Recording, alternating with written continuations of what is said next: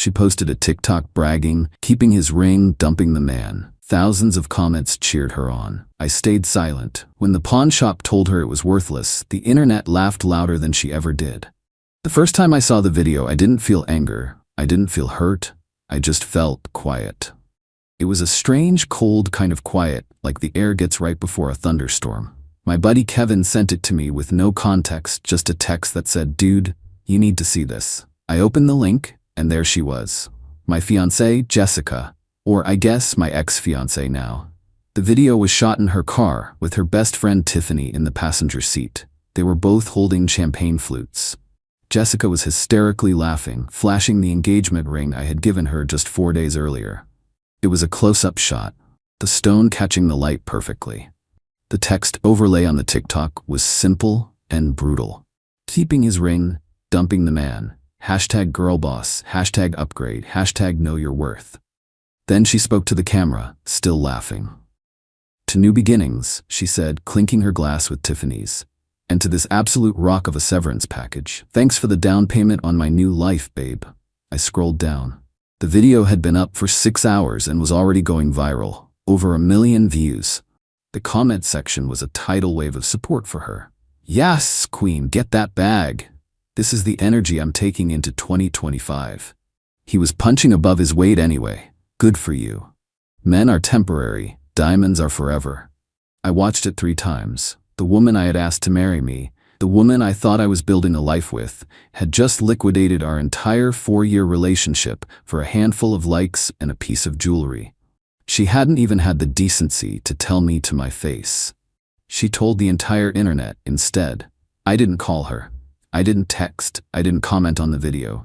I just put my phone down, walked into my workshop, and stared at the half-finished table I was building for a client. The smell of sawdust and wood stain usually calms me down, but that day it did nothing. The quiet in my head was absolute. Let me give you some background. I'm not a complicated guy. I own a business making custom furniture. It's a good living, and I built it myself from nothing. Jessica and I had been together for 4 years. She moved into my house about 2 years ago. I thought we were happy. I thought we were on the same page. Turns out, we weren't even reading the same book. She was always obsessed with appearances, with what other people thought. Her social media was a carefully curated highlight reel of a life she wasn't really living. A life that, I now realized, I was paying for. Her job was some vague social media manager role that barely covered her car payments. I handled the mortgage, the bills, the vacations, the constant stream of packages that arrived at our door. I thought it was just part of being a team. The proposal was last week. I took her to a nice dinner, got down on one knee, the whole deal. The ring was something I had designed myself. A simple platinum band with 2 small, intricate carvings on the side, holding a 3-carat stone that looked for all the world like a flawless diamond. She cried. She said it was the most beautiful thing she had ever seen. She said yes. For 4 days, she was the perfect, doting fiancée. She posted dozens of pictures of the ring, tagging me, talking about how she was the luckiest girl in the world. It was all a lie, a performance for her followers. The entire time she was planning this, I spent the rest of that day in a cold, methodical haze. I didn't break things. I didn't get drunk, I got organized. First, I went online to our joint bank account, the one I primarily funded, which she used for groceries that often looked a lot like designer shoes. There was less in there than there should have been.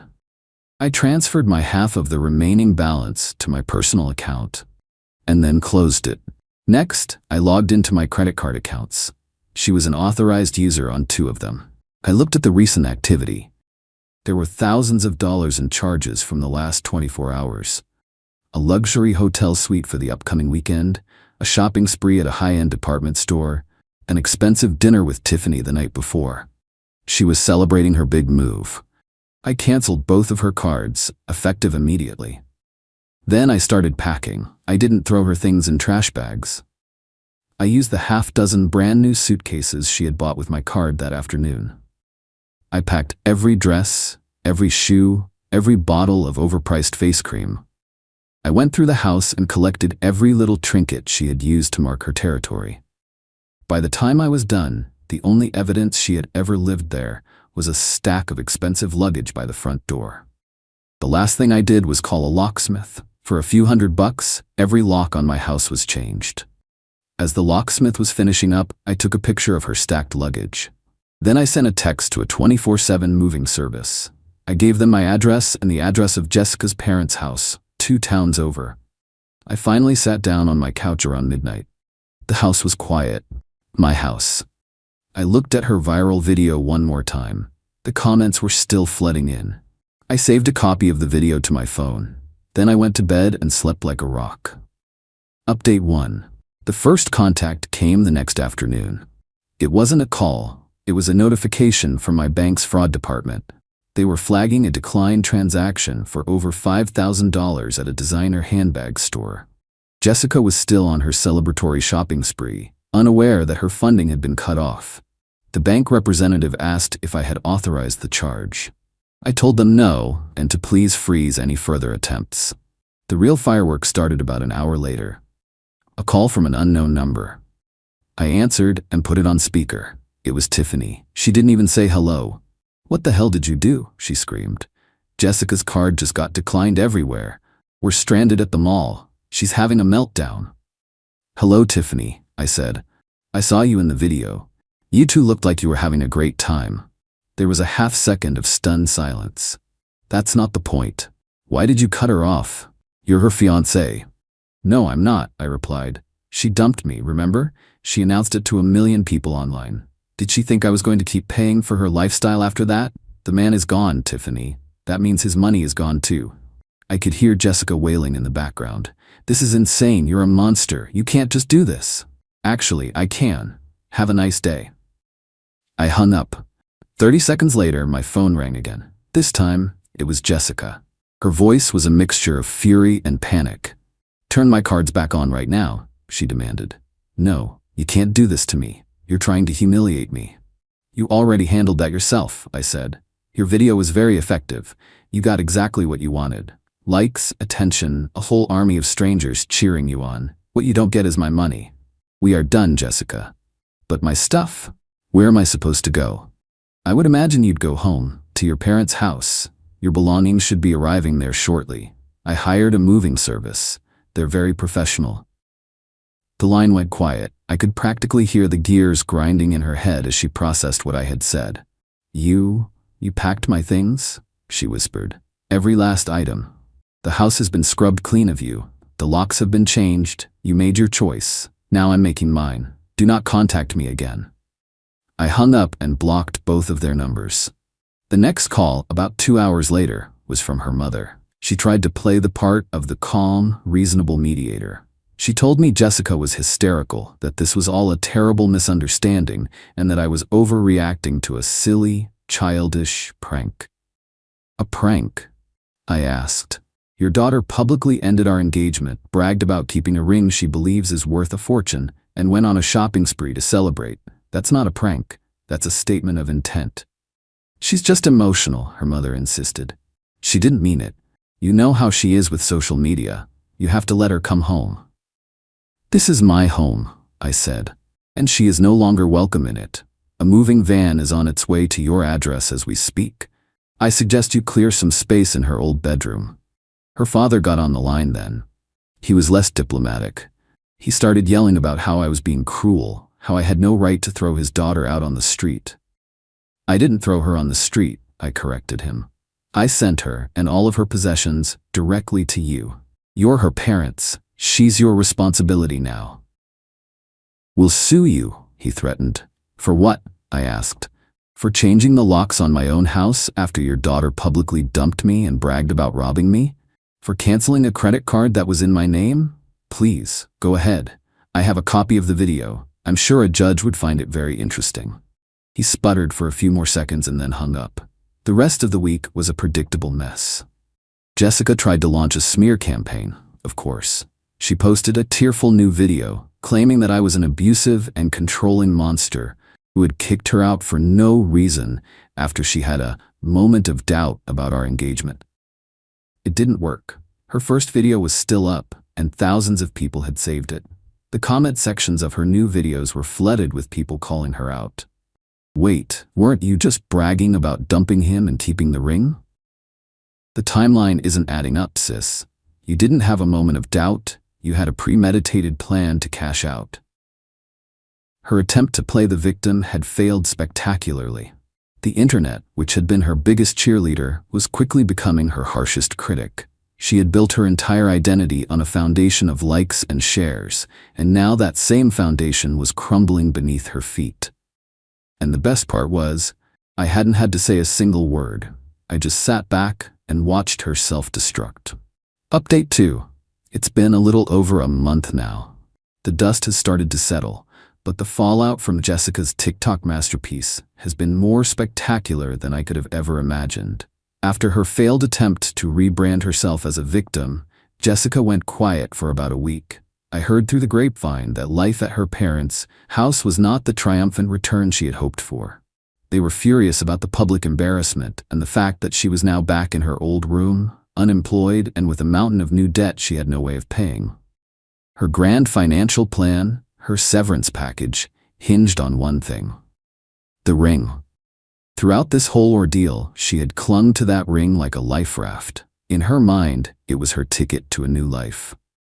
A six-figure payday that would solve all her problems. About 2 weeks ago, she apparently decided it was time to cash in. And in a move of unbelievable arrogance and stupidity, she decided to document it for her followers. She posted a new TikTok. This one was titled, "Securing the Bag, #boss babe, moving on." The video showed her getting all dressed up, doing her makeup, and talking to the camera about her plans. She was going to take the ring to a high-end jeweler in the city to get it officially appraised and then sell it. She talked about the things she was going to buy with the money: a new car, a down payment on a condo, a trip to Europe. She was practically giddy with excitement. The video ended with her walking into the jewelry store, smiling confidently at the camera. The video got a ton of views, mostly from people who were just waiting for the train wreck. They didn't have to wait long. About 3 hours later, a new video appeared. It was shot in her car again, but this time, she wasn't laughing. Her face was puffy and red, her makeup was smeared, and she was in the middle of a full-blown hysterical meltdown. The text on the video was simple: "He gave me a fake ring." She was sobbing, barely able to get the words out. She rambled about how the jeweler had taken one look at the ring, put it under a microscope, and told her the bad news. The setting was real platinum. The tiny accent stones on the band were real diamonds, but the massive, 3-carat center stone was not. It was moissanite. Now, for those who don't know, moissanite is a gemstone that is almost visually identical to a diamond. It's nearly as hard, and it has even more fire and brilliance. It's a beautiful stone. It is also worth about 1/10 of what a natural diamond of the same size and quality would cost. She was screeching into the camera. "He told me it was worth maybe $8,000. Not 100,000. 8. What am I supposed to do with $8,000? He tricked me. He humiliated me." The internet's reaction was immediate and merciless. The video of her meltdown went even more viral than her first one. It was brutal. "So you're mad that the thing you tried to steal from your fiancé wasn't as expensive as you thought?" This is the greatest self-own in the history of TikTok. Karma just hit her with a platinum-set moissanite. You didn't get tricked, honey. You got a lesson in character. Her original Dumping the Man video became a historical artifact. It was flooded with new comments, almost all of them laughing emojis and links to her crying video. She became a meme overnight. The moissanite mommy, the girl who fumbled the bag so hard she broke the handles. She deleted her account within 24 hours, but it was too late. The videos were everywhere. Her public square had become her public pillory. Final update: it's been about 6 months. The silence has been absolute. After her epic social media implosion, Jessica seems to have vanished from the face of the earth. I've heard a few things, though. Her parents, after the fresh wave of humiliation from the moissanite saga, finally gave her an ultimatum: get a real job and start acting like an adult, or get out. She's apparently working as a receptionist at a dental office now. A friend of a friend saw her there and said she looked miserable. Tiffany, the loyal sidekick, distanced herself completely after Jessica became a social media pariah. Apparently, she didn't want the stench of that failure rubbing off on her own influencer career. A few weeks after her meltdown video, after the dust had settled a bit, I got a long, rambling email from Jessica from a new account. It was a mess of contradictions. She was sorry, but I had embarrassed her. She had made a mistake, but I had tricked her. She loved me, but I had ruined her life. At the end, she asked one question. Why would you give me a fake ring? Was our whole relationship a lie? I thought about ignoring it, but I decided she deserved one final piece of clarity. I replied with a single attachment. It was a screenshot of the design notes I had given to the jeweler who made the ring. On it, I had written a paragraph explaining my choice. I wrote that my grandmother, a woman who had been happily married for 60 years, had a moissanite engagement ring. She always said that the value wasn't in the stone itself, but in the commitment it represented. She said that a real diamond was just compressed carbon, but real love was infinitely more precious and rare. I wrote that I wanted our marriage to be built on that same principle, on real value, not on perceived worth. I explained that I had planned to tell her this story and the story of the stone on our wedding day to show her that what we were building together was more important than any price tag. Underneath the screenshot, I wrote one final message. The ring wasn't fake, Jessica. It was a test. I wanted to build a life with a woman who would love it for the commitment it symbolized, not for its resale value. You failed. The ring wasn't the lie. You were. I blocked the email address immediately after sending it. I have no idea if she read it. I don't care. My revenge was never about humiliating her. I just gave her the rope, and she built her own gallows. She paraded her greed and entitlement in front of the whole world, thinking she'd be celebrated for it. And for a moment, she was. But the truth has a funny way of coming out. I still have the design for the ring. It's a good design. One day I'll have it made again. But I'll make sure the woman I give it to understands that the most valuable thing she's getting is the man, not the ring.